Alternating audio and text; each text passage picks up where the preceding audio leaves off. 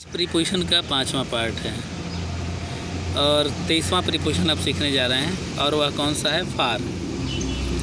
फार का हिंदी अर्थ क्या होता है? बहुत होता है। जैसे कहीं कहीं अर्थ होता है के लिए, कहीं कहीं होता है यानी, कहीं कहीं होता है हिंदी में से, कहीं कहीं होता है में, कहीं कहीं होता है भर, कहीं कहीं होता है के अवसर पर, कहीं कहीं होता है को। ऐसे अनेकों अर्थ होते हैं। लेकिन कुछ तो आप जानते ही हैं कि अनिश्चित समय से पहले परफेक्ट कंटिन्यूअस में हम फार का प्रयोग करते हैं, याद है ना। और वेट के बाद फार प्रीपोजिशन का प्रयोग हम अनिवार्य रूप से करते हैं, याद है ना। जब कोई वस्तु हो और उसके साथ मूल्य दिया गया हो तो उस मूल्य से पहले में के अर्थ में हम किसका प्रयोग करते हैं? फार का प्रयोग करते हैं। तो ये कुछ चीज़ें आप पहले से जानते हैं। आइए उससे रिलेटेड हम हिंदी और अंग्रेजी के वाक्य देखें। बहुत अच्छी चीज़ें पढ़ रहे हैं इस समय आप। ये आपके कोर्स के साथ साथ आपके आने वाले भविष्य के लिए भी बहुत उपयोगी है।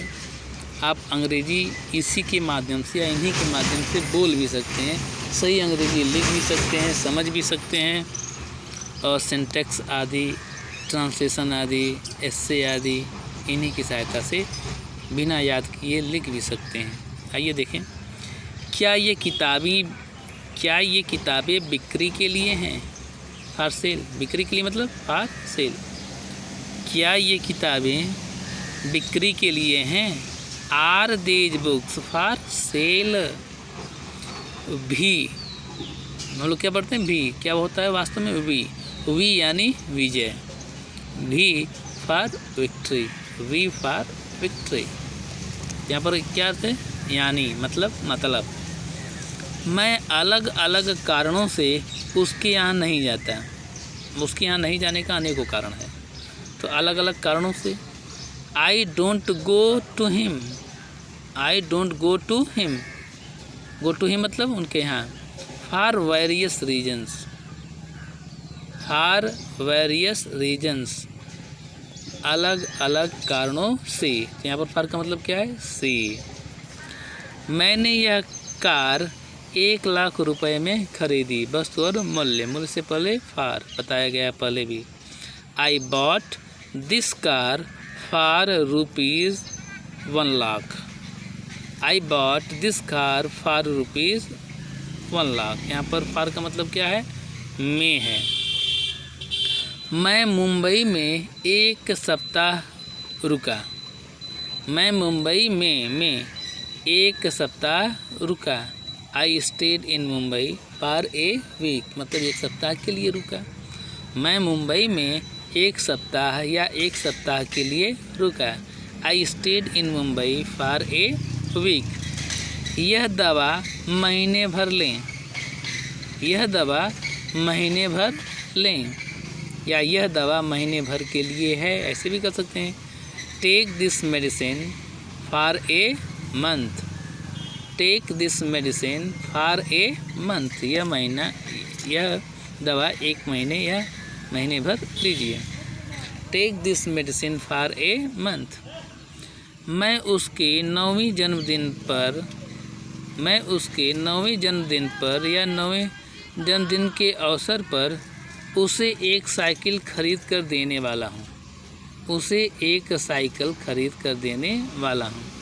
तो I am going to buy, about to buy, I am going to buy a bicycle for him. ऐसा भी कर सकते हैं।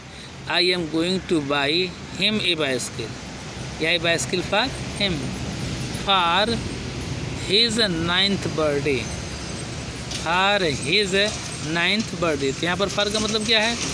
पर या के अवसर पर, दोनों के अर्थ में प्रयोग किया गया। उसने हमेशा कांग्रेस को वोट दिया। पार्टी बदल सकते हैं, आपकी इच्छा। उसने हमेशा कांग्रेस को वोट दिया या कांग्रेस पार्टी को वोट दिया है।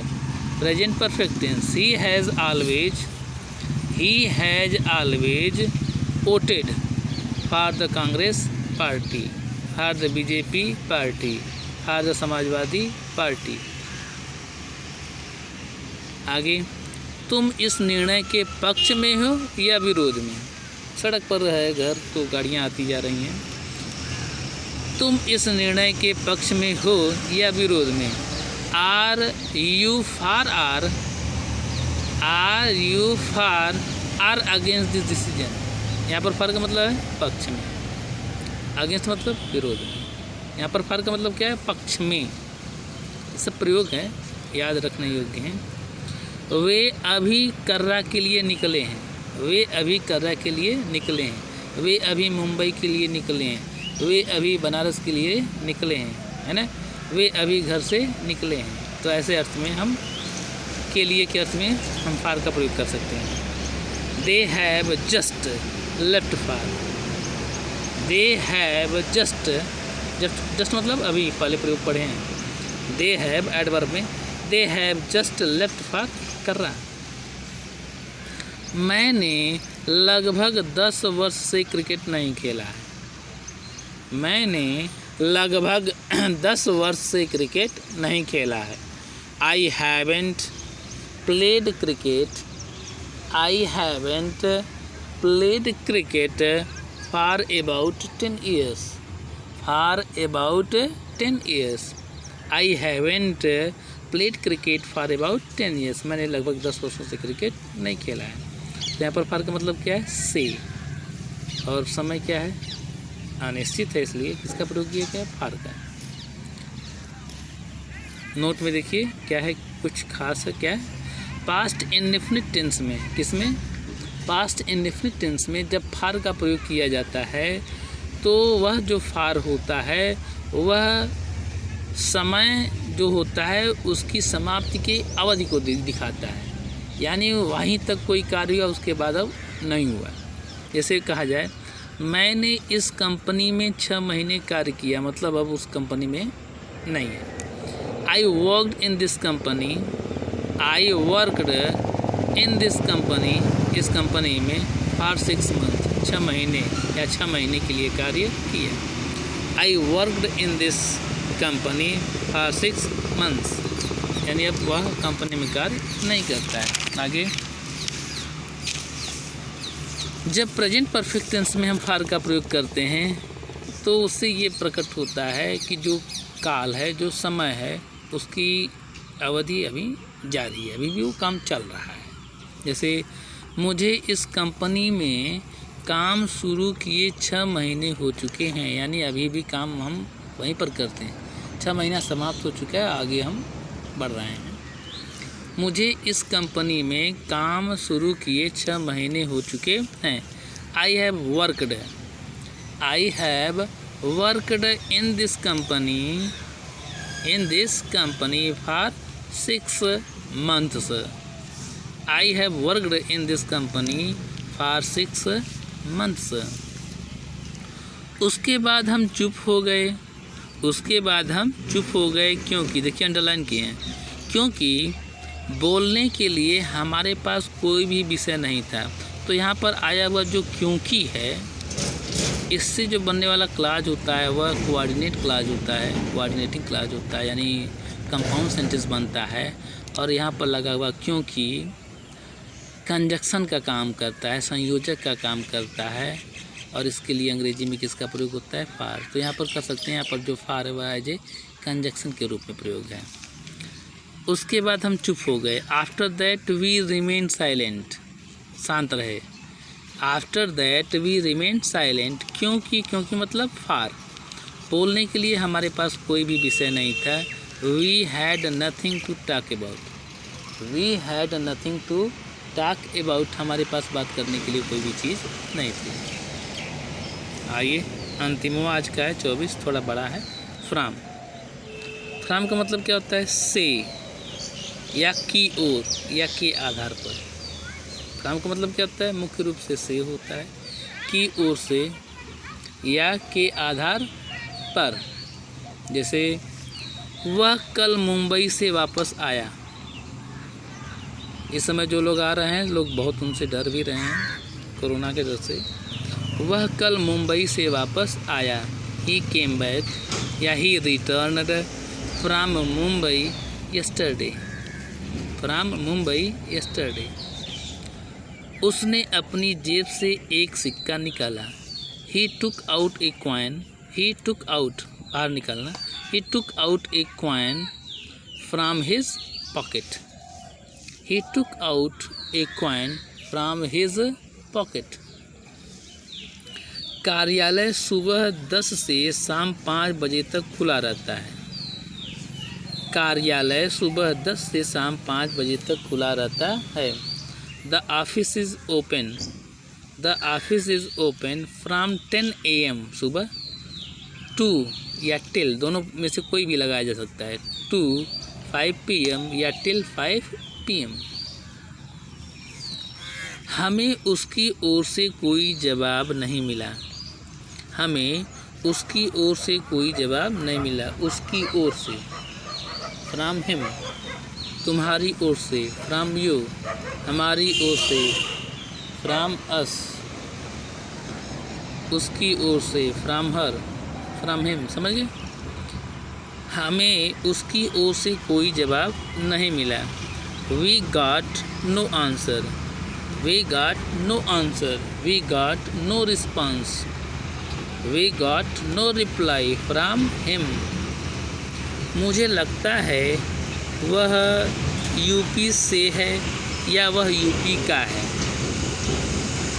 से है तब भी, का है तब भी फ्रॉम का प्रयोग करेंगे। तो मुझे लगता है, आई थिंक, वह यूपी से है या यूपी का है। I think he is from UP, he is from UP. गणित में हम प्रयोग करते हैं, देखिए, 4 में से 3 घटाओ, 4 में से 3 घटाओ, घटाने के लिए सब्सट्रैक्ट, सब्सट्रैक्ट 3 फ्रॉम 4, सब्सट्रैक्ट 3 घटाओ फ्रॉम 4, 4 में से 3 घटाओ, सब्सट्रैक्ट 3 फ्रॉम 4। मैं अपने स्वयं के अनुभव के आधार पर, अनुभव के आधार पर, फ्रॉम माई ओन, के आधार पर बोल रहा हूँ। आई एम टॉकिंग, बोल रहा हूँ मतलब टॉकिंग, बात कर रहा हूँ।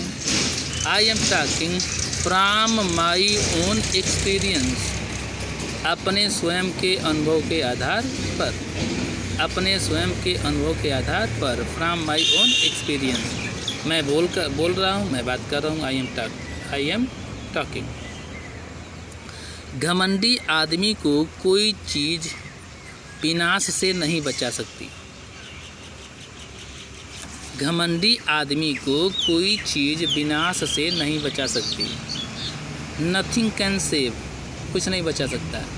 Nothing can save an arrogant person, मतलब अभिमानी, घमंडी।